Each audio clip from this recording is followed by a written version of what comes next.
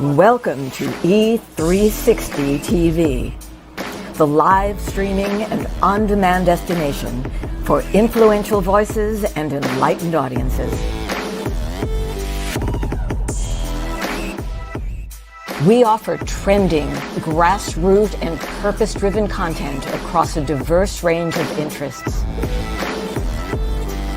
E360 TV is more than just watching programs.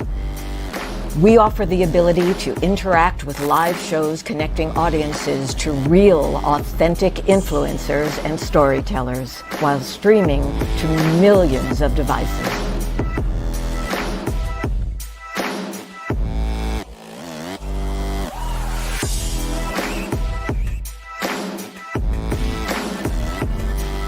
Real experiences.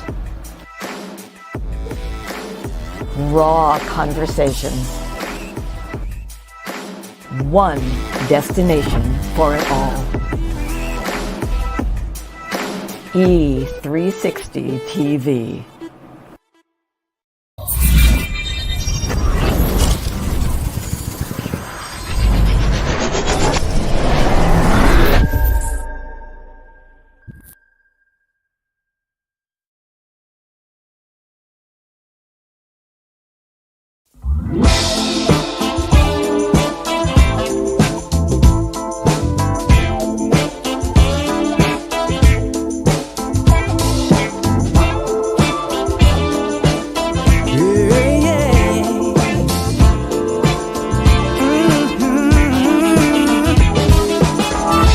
You and I are kind of similar. You may even be more good-hearted than me. I feel like you.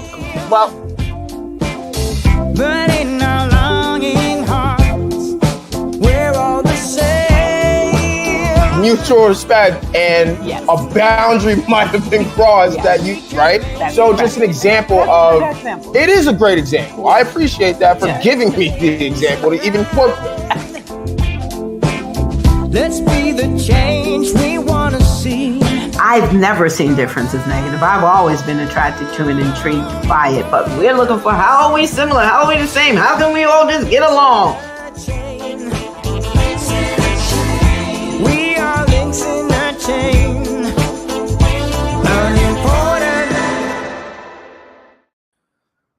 Yes, sir. What's up, everybody? This is Working It Out Across Generations, the show where we talk all things conflict, big and small. And being that we have a conflict resolution background professionally, we try to give some tips for reconciliation. I'm one of your hosts, Justin.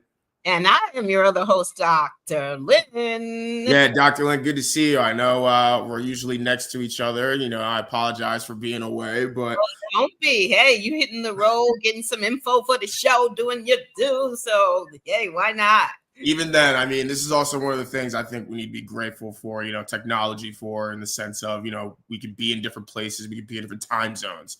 But if we got to get on the show, we got to do what we got to do, then we'll find a way to make it work. So today we have a really, really cool topic, a really, really interesting topic. I think it's definitely generational for sure, as far as just how things have gone passed down to my generation and to others before me. And also, I just think it's a really, really big conversation that's being had right now. To be quite frank, everyone's got a podcast right now. Everyone's got some sort of platform and some sort of network, that they are able to speak to. But this is definitely a topic that I think everyone's covering. And, even though we are a mother and son duo, right, I think that we definitely are qualified to, throw our 2 cents in. So we're talking about relationship deal breakers. Are they based on stereotypes? Are yours based on stereotypes? Where do they come from?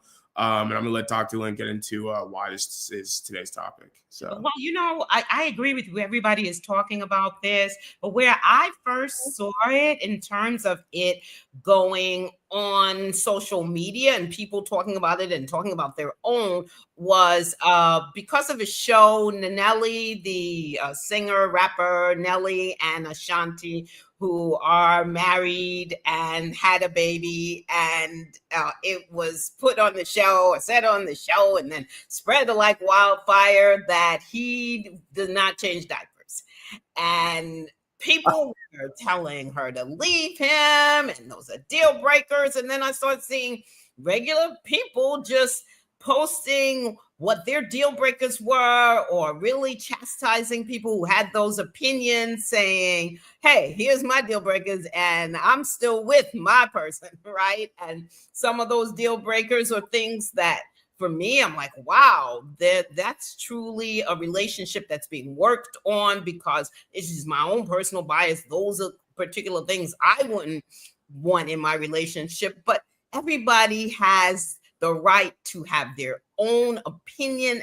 And hey, especially when you're talking about intimate relationships, people you intend to spend a great deal of time with, oh my gosh, it should be what you think. But I also, in those comments of people, I saw some things that I thought, well, this is kind of interesting, that people are saying things like, well, if, and I've heard this in real life said to me or in conversations, any woman that don't cook is not going to get me. Mm-hmm.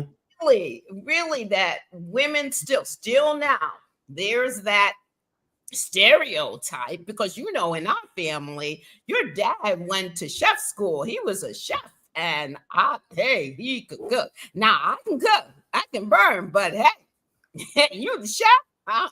Hey. Yeah, I was grateful to have both parents that can throw down in the kitchen. I will say that. Yeah, for sure. But I feel like, I know that there are people who have been in relationships where women who cannot cook, who are with a partner who is like, fine, I don't cook either, or I don't want to cook either, and we'll work it through, we'll do whatever. But something like that. Or the stereotype, I think the stereotype that if man can't fix anything around the house, then what is the point, right? Then he's not really a man. And I'm just, it's interesting. Maybe I shouldn't say stunned, but it's interesting to me that these stereotypes, because that's what they are still playing out today. So that's why I really wanted to talk about it and invite other people to talk about it as well.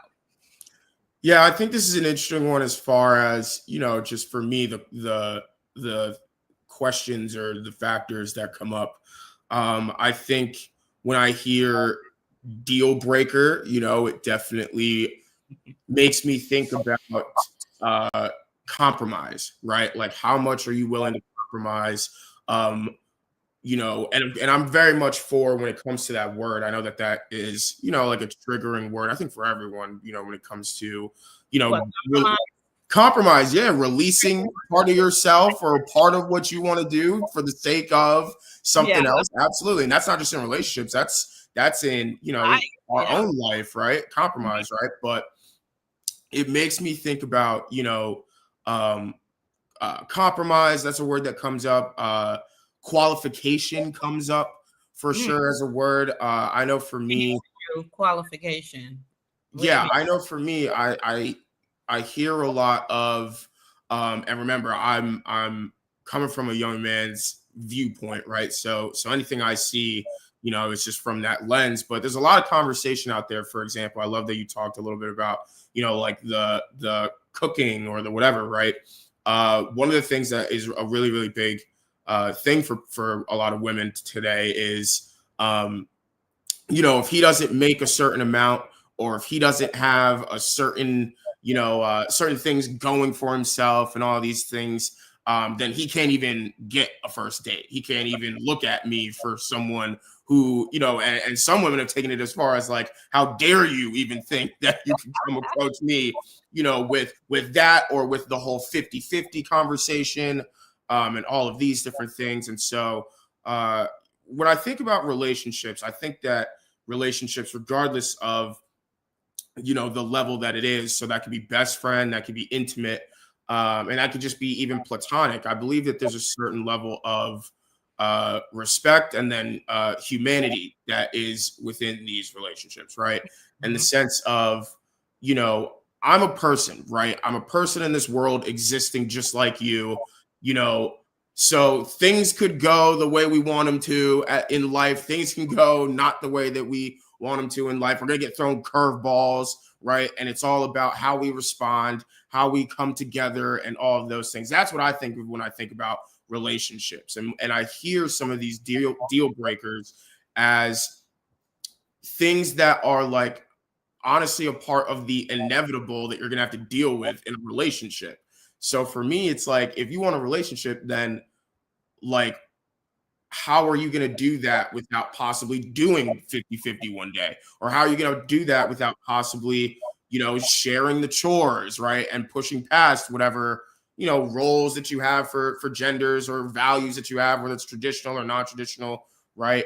How are you even going to be able to have a fruitful, long-lasting relationship if you're not able to be flexible enough to jump into different lanes when you need to be in those lanes, right? I see relationships as, not just 50-50. I see it as, sometimes it could be 75-25, right? And even though that person has 25 to give, does that mean that they are less deserving of love or less deserving of an opportunity to get love, right?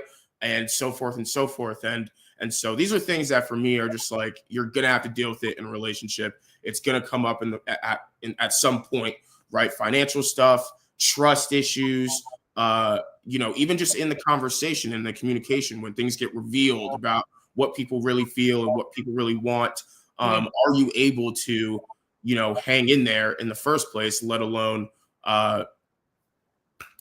give that person an opportunity from the jump? And there's a lot of, I feel like, just, people who are unfortunately feeling like they're disqualified because of their circumstances. And I don't think love is something that we need to be like, you need to make a certain amount of money, or if you don't cook or clean as a woman, then, you can't get that out of me. Right. And so just really, really interesting topic. It's interesting. So doing the research, right, found a majority of Americans have some level of relationship deal breakers, with over half saying that they've lowered their standards to date someone who would normally be a deal breaker. Now, I actually find that encouraging, given the fact that it seems like we are less and less tolerant of one another these days. So for someone to say, or half of them to say, well, this was a deal breaker, but maybe it isn't a flattering term to say you lowered your standards, but to say that you dated somebody who would normally be a deal breaker for you means that you are open to the possibility that maybe this doesn't have to be a deal breaker for you.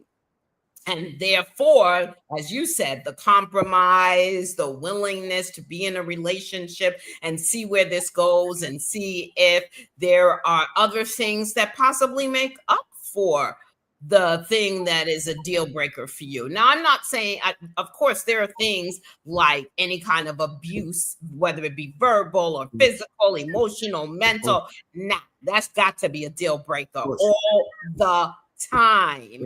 And if it's not a deal breaker for you, please, please, please seek help. I don't mean that in a mean way. There's therapy, there are support groups and support organizations, because you do not and should not be in a relationship where you are being abused. Absolutely not. But we're talking about things that might be something that's just the way a person thinks, believes, a character. I saw also when I was researching, a lot of folks are like, no porn sites, no OnlyFans, that kind of thing. I understand that, because you're talking about people's morals and characters, what they believe. And also, if you're in a relationship, you got to really be talking about, well, what kind of relationship is it? These days, there's all kinds of relationships. It's not just always two people. It could be a throuple. It could be open, but that's for you to have the conversations about. That's not for you to go behind somebody's back. Cheating is definitely one of the things that, it's interesting. Cheating for some people is a deal breaker. For others, it depends, right? It depends on how many times and whether or not you can have a conversation about it. What are the circumstances behind it? That's an interesting thing, because I'm going to say, growing up, right, generationally, one of the things as a woman, and lots of women that I grew up with were taught, is that men cheat. So if you brought that to the table, it's like, oh, that they all do. So, you can't leave the marriage for that, because the whole thing is, I believe even today that we're socialized as women to be in a marriage, to be with somebody. And really, marriage still is that. I think the socialization today, I really do. And so you are taught to put up with a whole lot of stuff that for you personally could be a deal breaker, but because you were raised, like in my generation, we were raised by our parents to put up with these stereotypical things that were said, because I was raised as a woman, so it's said about men. I'm a heterosexual woman, so the relationships that I was in with men, and I was socialized to be with men, and they were all of this is a long list of what you got to put up with.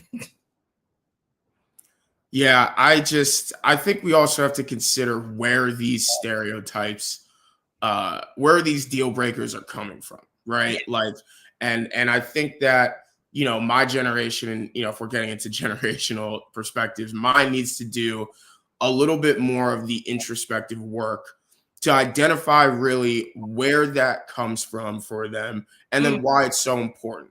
So one thing you'll hear on any podcast or even in conversation, I've heard in conversation, is like, well, men used to go to war, and men used to build houses when they were in love with you, and all this other stuff. And I'm like, I hear you. That's absolutely a big part of where we come from. And then I further ask as a question, like, where did that come from for you outside of The Notebook, which is a literal movie which that literally we all love? Right? I'm like, did you see a man build a house for a woman? Did you see, men going to war, and were you in Normandy, or were they coming home from Normandy? For a woman, maybe you saw him going to war. Right? I don't know, but in your generation, no. What am I saying? No, not in my generation. Right. Okay. I'm saying, where is it coming from? And then from there, let's just be a little bit more fair about, who gets qualified, right? I think I'm also just a language nerd, and the way that I love how you even just like caught it, you didn't even correct it, but you acknowledged that those were the words being used, right? But lower your standards. Yeah. Right? Like, I'm just thinking to myself, it's like, when I'm talking about compromise, it's not necessarily about compromising yourself to get what you want. It's about dealing with the inevitables that come with being in these long-term relationships that people are yearning for, right? I know that people are yearning for them. I'm definitely one of them who would love, a long-lasting relationship. And I know it takes a lot more than I know, right, to actually reach that, like, 20-year mark, 10-year mark, or whatever it is, right? People are forever growing. We're forever changing. We're forever, not moving the goalpost, but definitely, with the times, evolving our views on what even deal breakers could be. Right. And we don't want people starting to compromise themselves or whatever, because that's when relationships, I believe, can start to get abusive, as you talked about, right? For instance, for those people out there who maybe lower their standards, right? One thing that I've heard or that I've seen in absolute pattern is, that person who lowers their standards to be with someone else, give them a chance, give them opportunity for growth, whatever, right? And genuinely are in that relationship, open to, the evolution of this person, right? But if it doesn't come in their time frame, or if it doesn't look in a way that they want, then they weaponize who that person is against them. And that only hurts really them in the end, right? Because that person knows who they are. They know like what they'll do, what they won't, what they're into, what they're not, whatever, right? And you chose to, as we use the terminology, lower your standards, which can then be a form of weaponizing people's self in a relationship. And I think that that's something my generation struggles with a lot, in the sense of, compromising themselves beyond the natural things and compromises that come in relationships, which then becomes the conversation becomes like, well, like, you're showing me a side that I didn't even know existed. And it's like, this has been this person this whole time. You just had these blinders up and you gave this opportunity more of a chance than really settling in and working with the reality of what it would take to be with this type of person. And I think that we gotta be a little bit more, spend a little bit more time with ourselves to handle some of those things on the back end before we go putting ourselves out there on the front end. Now, do you find though that they don't say to the person that these things are a deal breaker up front? Often, my experience has been that it comes out in an argument, right? They may not say, well, to think I lowered my standards to be with you, but still say something similar, right? Rather than having had the conversation up front when the dating happens. Or I know in my generation, well, what do you think? Let me ask you, since I asked the question, what do you think? I think that's a great question. I think that we do a mix of both. Mm-hmm. And I think that it purely comes off of how that foundation for where we're moving is set. So you even said it, right? Dating. Like, when you're dating, that's the whole, going on dates, getting to know each other, like, kind of putting yourself in those shoes of being in a relationship without the labels and all that stuff, right? To still figure out what you're into and figure out, how things will mesh, right? And I think that if you're having those conversations up front in that period of time where things are not as concrete, they're not as set in stone, labels aren't there yet per se, whatever, you have less of a chance of having it come up in an argument to blow up in front of you, because I think that we do a good job of, just remembering at the end of the day, whatever it is that we need to remember. And in these situations, I'm more talking to just remembering who people are and respecting and respecting what they've shown you. For instance, though, if you're not having those conversations as, effectively as possible, you're not communicating as clearly, you're not being as honest as possible up front, then there's a whole lot of opportunity for things to show up in an argument, for things to show up on a social media post, whatever it is, right? Absolutely. We do that. We drag each other through the mud through social media and don't realize just how much that digital footprint doesn't go away. Mm-hmm. And so, like, there's lasting effects to things like that, which is why I say if you have these conversations up front, they are more likely to be preventable. It's not a 100% thing at all. Things are definitely going to come up in arguments. I think arguments and, like, when you're absolutely drunk out of your mind, or when people's like most honest thoughts come out. But those are things, that if it does go that way, that you definitely want to, like, listen out for a little bit more intently. If you haven't had those conversations up front and it comes out in an argument, then definitely, like, take that opportunity to listen more than to try to get your point across. So. Yeah, interesting. I think in my generation, the deal breakers definitely came from parents. We were not taught to think on our own. We just really weren't taught to think on our own. I think some of this stuff came from, what do I want to call it? I'll just call it kind of stupidity. Like, you had to, if she's ugly, she's fat, she's that kind of thing for guys, right? Then that, that's a deal breaker. But I still think that came from our parents more than it came from who am I? What do I really want? What am I really looking for? What are the things that would really bother me?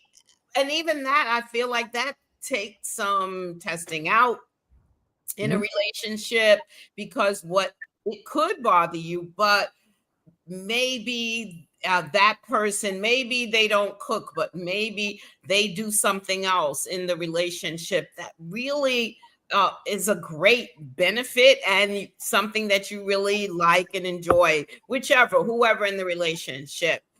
But if you hold fast to that deal breaker, then you can't really count as a benefit what other things that they're doing, because all you see is what they aren't doing, which is your deal breaker. Right? So, hey, like I said, we all have deal breakers. Research shows it for sure. We want to talk about some things that are common relationship deal breakers that are based on stereotypes. So let's go with the first one. Cool. So pretty sure we've all heard this one. It's probably the most common that we all know of, right? But women should cook and clean around the house. You know what I mean? It's something for a lot of dudes I know, and even in my personal life where, they definitely stand on this. We see this ideology and have heard this ideology, now be taken on through a lot of young men out there who, have platforms and who, are even without platforms, just figuring out who they are. This seems to be a consensus that a lot of us come to. And while I believe that there are some truths to it, a relationship really is a two-way street. So I just am about making sure that there's not one assignment dedicated to just one party. You know what I mean? It's like, we're together in this. So, this is definitely a deal breaker for people. We've seen it throughout history, just imagery of women cooking and women cleaning and whatever, right? As far as the imagery that we've been fed to believe as to what you guys are most good for or most strong for, right? And I just think that there's so much more strength and so much more that you guys offer and you guys give, which I know a lot of people agree with, but unfortunately there are a lot of people who limit you guys, right? And I think that this is the main way that they do that. So I don't necessarily agree, but this is definitely something that I think most men, if not all, come to at some point in their coming of age, for sure. So, and even until now, I think that is really sad. This is for sure still talked about now. Wow, that is really sad. Yeah. I mean, and it's like a raised thing. It's I've seen men with sons who have had that conversation where it's like, this is what you need to look for. You know what I mean? If she don't do this, then it's like, what is she doing for? And it's like, again, this is definitely a generational one that we've taken on, and I've seen it be taken on. Yeah. We need to let this go, y'all, because everybody got to eat and everybody need to live in the house. So everybody's going to make a mess. So everybody needs to clean. I know I grew up in my parents in a household. I saw my dad cook and my mom cooked. We all cleaned every Saturday. We had to clean. And it was never really something that was assigned other than we all live here. Therefore, these are two things that we're going to do. Now, did my mom cook more? Mostly because she was home more. My dad worked 3 jobs almost my entire life. So mostly because she was home more, she cooked. But even working 3 jobs, my dad cooked. We learned how to cook early. My sister and I, we cooked. So, and reluctantly clean. I ain't the biggest cleaner right now, but I still clean. But I believe everybody got to do both of those things. So yeah, and you definitely spreading this stereotype. Yeah, and you definitely, raised us that way, and we, I feel like are prime examples of guys who could see this as could see parts of this as a traditional value that's in our own lives, right? But we definitely do our part, and we were raised to do our part, and we were always raised to see it that way, not just like, well, I made that mess, and those dishes in the sink are mine, so like I'll just do those and like whatever. It's like, no, bro, like if you're here, you're doing your thing. We're all sharing this place. Like, let's do our part. And I think that, I just appreciate that being the way that I was brought up, because it's only been humanizing for even these kinds of conversations, and for, where I land on certain things. There's so many things out there that are like, which we'll get into a little bit, but it's like, men are shifting from what they used to be and whatever, and all this stuff. And I'm like, honestly, like, yes, and with some of that stuff, I don't see it as a problem. You know what I mean? And so, yeah. All right, let's do the next one. Speaking of, next one, yeah. So this one's really, really interesting. Men need to be tough to provide, right? So a lot of what you'll hear around this is, there's a certain physique that men have or that men can accomplish that alludes to or people associate with a certain level of safety. That's for sure one that you'll hear, see out there.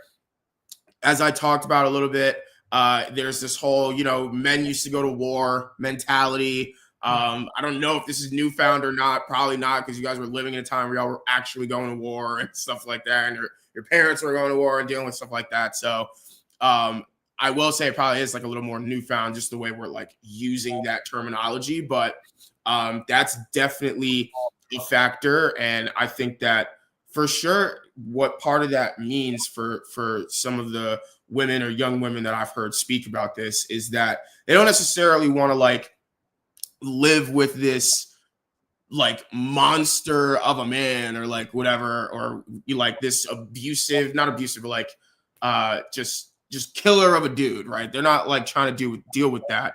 However, it's more about having the capability to go to those places for the protection of a household or a relationship, right? So it's like it's to be comfortable in your emotions and things like that. But if we out and a dude smacks you on the butt and it ain't me, right? It's like, could you handle that? I've definitely heard that for many times. I hear it now. And I think that there's a lot of truth to that in some regard, for sure. We definitely don't want to walk around in that energy as men, but to go to those places, to be willing to fight for what you love. Absolutely. That's something I can get down with. Right. But that is a deal breaker for a lot of people out there, and a lot of women out there, for sure. And I think the ultimate question just becomes, what does safety in a relationship look like to you? What does it mean to you? I think toughness, what does toughness look like to you? What does the real providing look like that you want done in the household? Not every woman wants the man to be the breadwinner and just like, going out making the money and coming home and just, throwing it to her to do whatever she wants with. So I think, again, we just spend a little bit more time with ourselves. We'll be able to get really, really more clear and concrete answers, which will only influence how we move out there in the world in the future. But this is definitely a big one for sure. This is one that men are constantly, talking to each other about, whether we're joking on each other or we're talking about how to just fulfill that role a little bit better of the toughness part of what we provide to the household or to the relationship. And so really, really interesting. What does toughness mean to you? What does safety in a relationship look like for you? And I think you'll be surprised to find that they look very different for a lot of people. So this is an interesting one for sure. And definitely one that has driven, a lot of different responses, both healthy and unhealthy, from men, for sure. Yeah. Okay. So Michelle Hayward, hey sis, thanks for joining. You just asked an interesting question that I honestly didn't know the answer to with regard to number 2. So I just quickly Googled it. Michelle asked, let me put it up, your comment. Number two, interesting. Number two is this a 666 theory? So Never heard of it. See, that's why I said, let me look this up. So the 666 rule in dating is an informal guideline where women seek men who are 6 feet tall, have a six-pack, and make over six figures annually. Woo, Yeah. Thank you for educating us. I actually have heard of that. So thank you for the refresher. It alludes to that for sure. Mm-hmm. And it alludes to that because this is definitely something you'll hear a lot in my generation. I don't know about in yours. I'm excited to hear what y'all have to say about that. Mm-hmm. But in my generation, for sure, I think that, I don't think the standards have become as certain people have put shallow. I think they've become more strict, or people just stand on them a little bit more. And people are just more unapologetic about what they want. And so there's a lot of people who want that, a lot of women who want that for sure. And, I think that, it definitely alludes to that. It's really, really interesting. And again, you'll get plenty of different responses, even within that 666 of what that looks like. I bet. I got to say, Michelle said as a Gen Xer, not so much for her. I will say for me, I can just remember two things growing up, right? One is I can remember men teaching their sons, and even my dad teaching me, like, you need to be with someone who can protect you, defend you. Never thinking, because I grew up with the Avengers, where the first woman I saw who was badass was Emma Peels. And Emma Peels was brilliant, number one, and number two, could kick your butt without question. And her partner, who was supposedly the star of the show, Steve, I don't remember his last name, but in any case, he always gave her the space. Mm-hmm. And in fact, he'd be like, I'm gonna come through the door first, and I know you're going to just dismiss her, but I'm gonna tell you, if you work with me, you're gonna be good. But if I gotta step to the side and turn it over to her, it's over. And that's the philosophy I grew up with. I didn't understand why it couldn't be both people, but I do know women who would step aside, like, look, I don't want a man who's going to run. There's no question. I don't want that, unless we both run in together, because we know that's the only way we're going to get out the situation. But because I can do something, I don't want you stepping aside or running, right? But I just didn't understand why it couldn't be both. I have to stand there. I hated those shows where the women would run and they trip and fall, and then let's see where both can defend themselves in a situation, right? And provide. I understand that piece, but I grew up with a mom who was killing it, in terms of bringing in the money when she finally went back to work, because she did stay home with us for a while.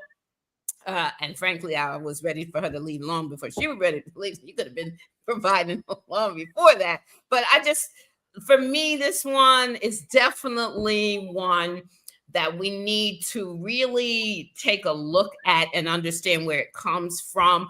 The whole 6 feet tall, 6'6" thing. Like, yes, we were, look, we grew up with all of the Disney and all of that stuff. And so there was this whole fantasy about the Prince Charming and all that. And let's face it, if you look like me, you didn't see no Prince Charmings that look like me. So, but we still were taught to fall into that. But for me, this one, I'd much rather everybody know how to defend themselves, including the kids, if you have some.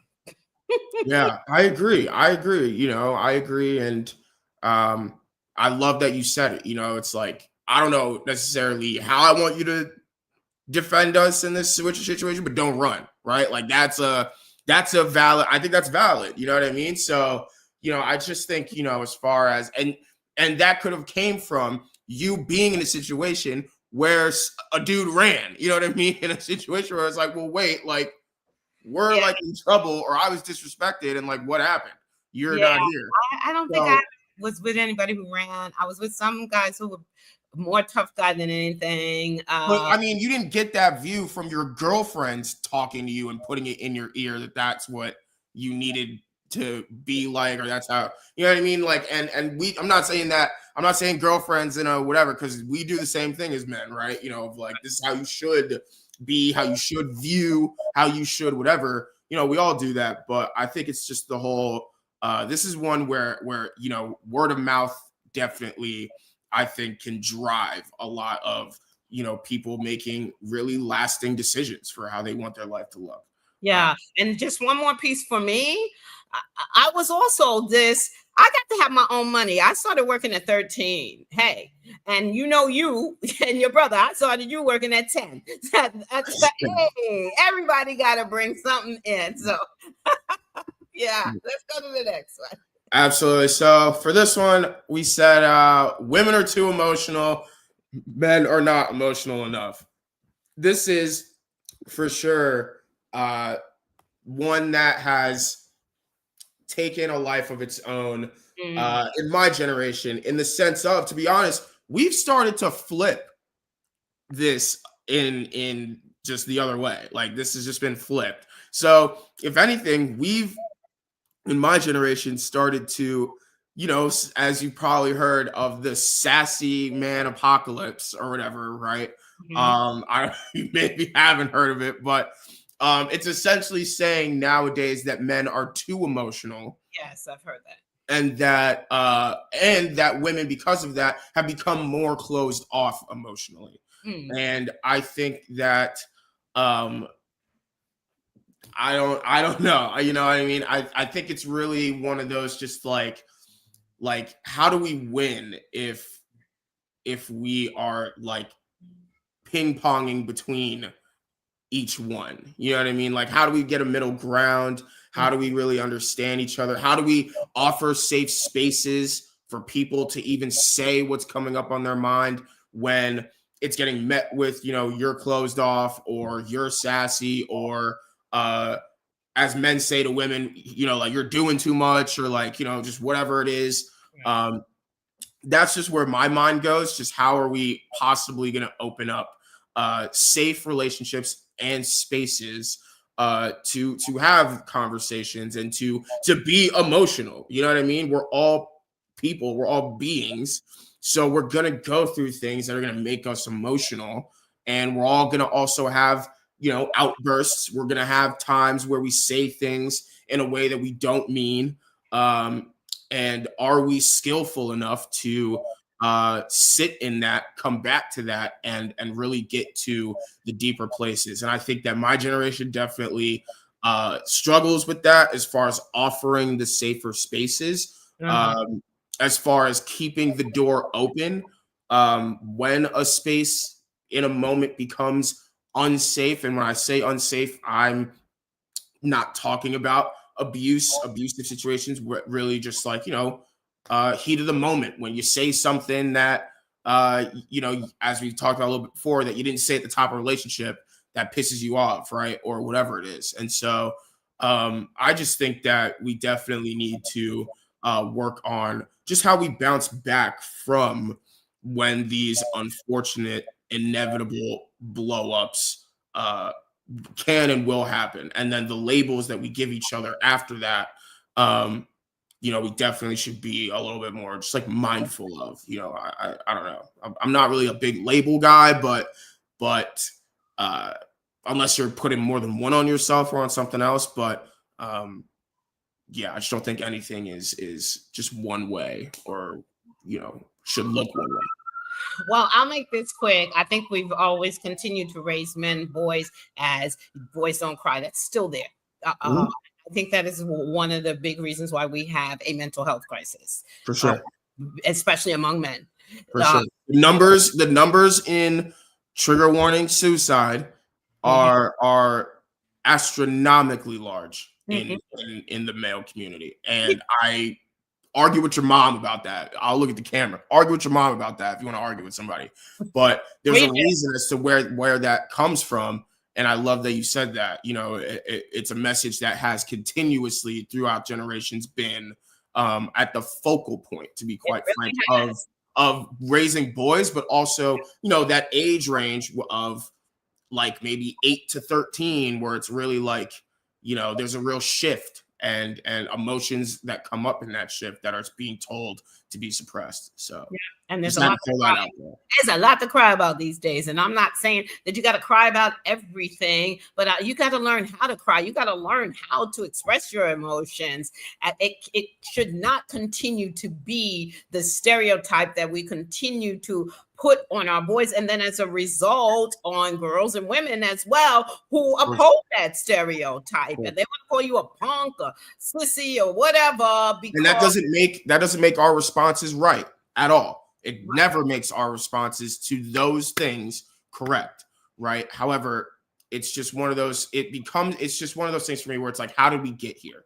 I'm just about how did we get here, and that certain seeds were planted and we've unconsciously watered them and given them life. And consciously. Being cultural, different cultural.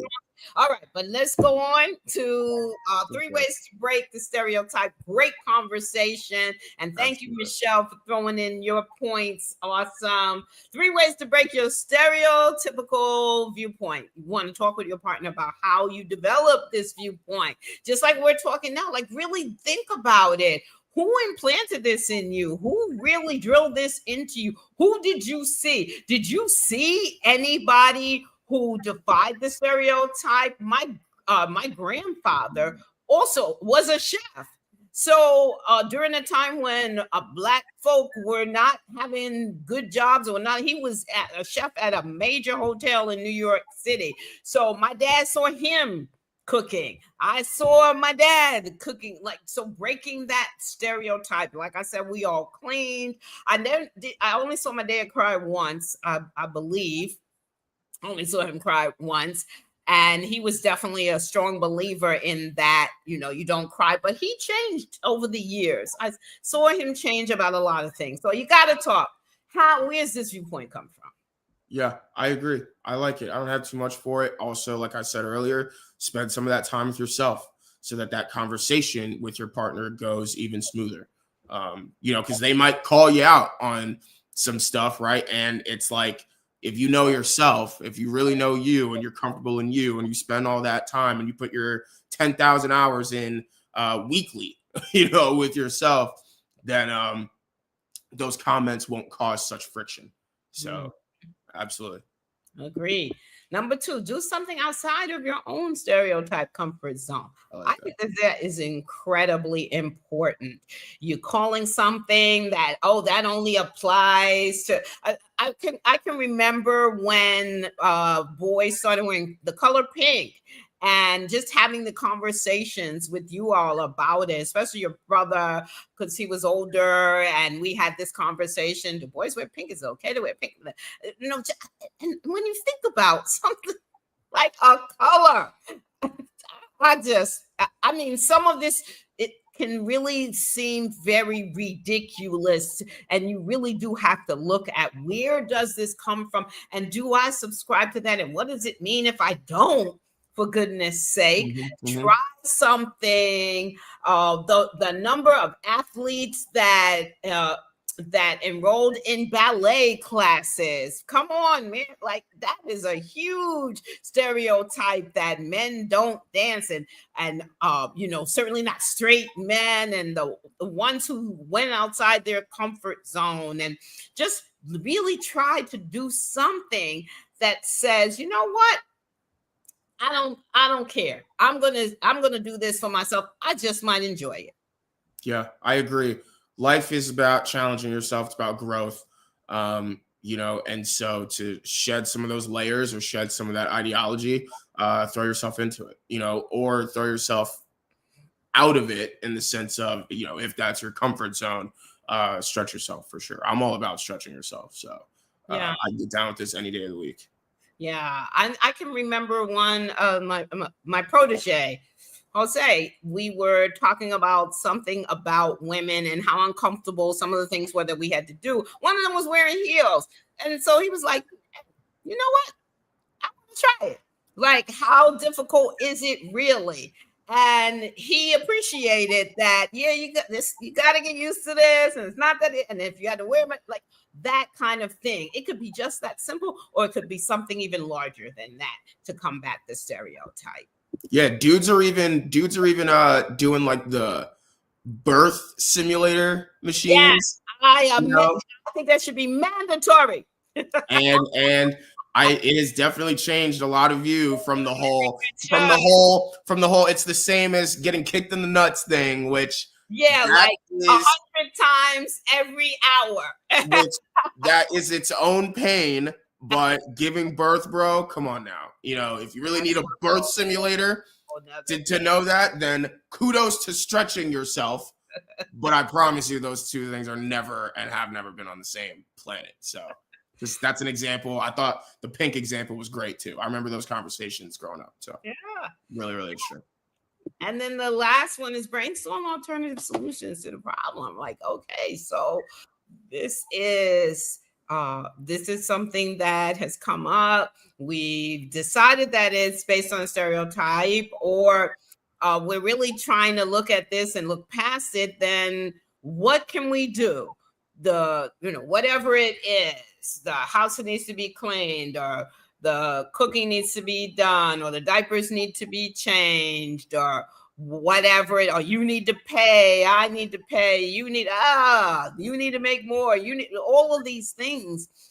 They are you can have a conversation about them. And if you can't, that says more about your relationship than any stereotype that you're dealing with, or deal breaker that you're dealing with. Yeah, 100%. I agree 100%. I think just it becomes, where do we go from here? What do we do with this? We put it out there in the world. That's already a very vulnerable thing to do. And it already, kind of takes some of the power away from you guys when you say things and you leave it out for the universe to work with, right? But from what you have control over, what do we do with it? And that's always a question that you're going to hear me say at some point, if you know me personally, with any sort of conflict we're in. Like, we said all these things, we named all these things, we put them out there, we did. Those are all the right things to do. And there's also a way to end or leave, walk out of certain conflict or problems as well. And I think that this is a question that alludes to that. So yeah, I love this conversation. I think it is something that really we need to be talking about. We need to have better relationships. And nobody's saying you can't have a deal breaker, but being open to exploring where that comes from and whether or not that's something that you really need to uphold. And do you need to call yourself lowering your standards? I mean, I just think relationships are tough enough. Start looking at what your deal breakers are and whether or not you can be in relationship and move toward moving past some of that. I agree. No other way to end it. That's perfect. Don't compromise yourself, because you're already going to have to compromise in a relationship. So perfect. There you go. All right. So next week, I'm going to be here by myself because Justin is going to be on the road and, picking up all kinds of information for the next shows. And you want to tune in because it's a conversation with two amazing dads. And we're going to be talking about spanking. Oh, yeah. Interesting topic. Yeah. And I won't be gathering information. I'll be dog sitting. But I'm always thinking about gathering information. I'm always thinking about gathering information. I'm just not letting her dictate what I'm doing with my time out there. That's why I say that. I'm going to be dog sitting, living life, enjoying my time. Information. And if stuff comes up, I'll have something for you. But no, it's gonna be a great show. We know these guys personally, and they're great dads, great people. They have a lot to say to this, so it's gonna be a great episode, you guys. I'm excited for you guys. Absolutely. All right. Well, we thank you so much for tuning in, joining us. It's always a pleasure. And we want your continued support because it's important to us. So You can check us out on e360tv.com, Roku, Amazon Fire TV, Apple TV, all kinds of places. We are there for you to check out the show. And please check us out also on our Facebook page, Working It Out TV show. You can watch the replays there as well as the show, or check us out on YouTube at Working It Out Across Generations. And if you want to get in touch with us, here's our email, Working It Out Across the generations, right, at e360tvlive.com. Hey, it has been a pleasure. And you know what we always say about conflict on this show? Conflict is here to teach us something about ourselves. So go out there and find out what it is. I am Dr. Lynn. I'm Justin, and we'll see you next week.